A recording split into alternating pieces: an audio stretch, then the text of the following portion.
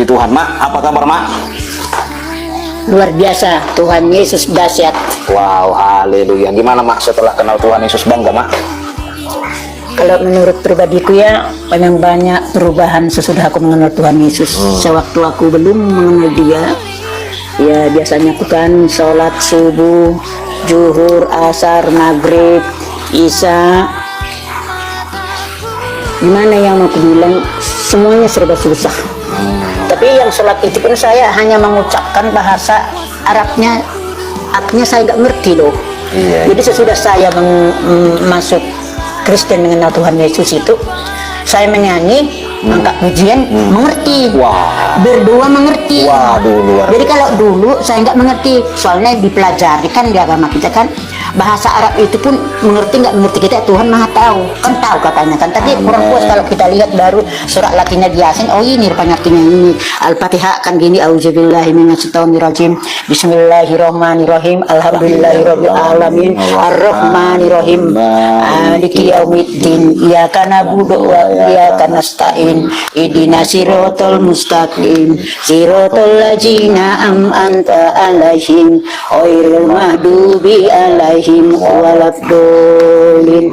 Amin. Cuman hanya bisa Mama mengucapkan, tapi artinya sama sekali Mama nggak ngerti dong. Nah itu, jadi kayak apa itu kan, qul huwallahu samad, Allahu ahad, Allahu samad, lam yalid wa lam yulad wa lam yakul lahu kufuwan ahad. Nggak ngerti sama sekali Mama.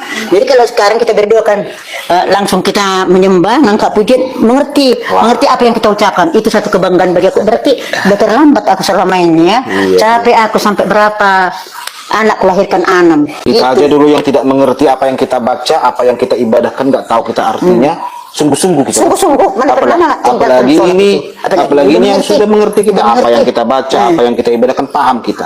Nah, dulu saja yang Tuhan kita, Tuhan kita yang lama, nggak tahu kita apakah ada apa enggak, kan hanya kata-kata ulama, hanya kata-kata ada Tuhan itu. Pernah nggak menemui umatnya? Tetapi Tuhan orang Kristen, waktu saya baca gitu ya, ternyata orang Kristen mampu membuktikan bahwa Tuhannya itu ada. Bagaimana caranya?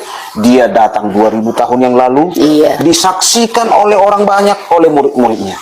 Bahkan kalau di dalam Lukas 2 dikatakan bahwa malaikat pun sujud menyembah kepada Tuhan Yesus. Malaikat menyaksikan, orang banyak menyaksikan, ketika dia lahir disaksikan, ketika dia mati disaksikan oleh orang banyak, bangkit, naik ke surga, punya murid 12. Jadi dunia Alkitab mencatat bahwa Tuhan orang Kristen itu memang ada. Memang ada dan nyata turun ke dunia ini untuk bertemu dengan umatnya. Makanya waktu saya membaca Alkitab itu, hebat kali Tuhan orang Kristen ini, saya bilang, ngobrol dengan umatnya. Tuhan kita kan nggak pernah ngobrol dengan manusia kan, Mas?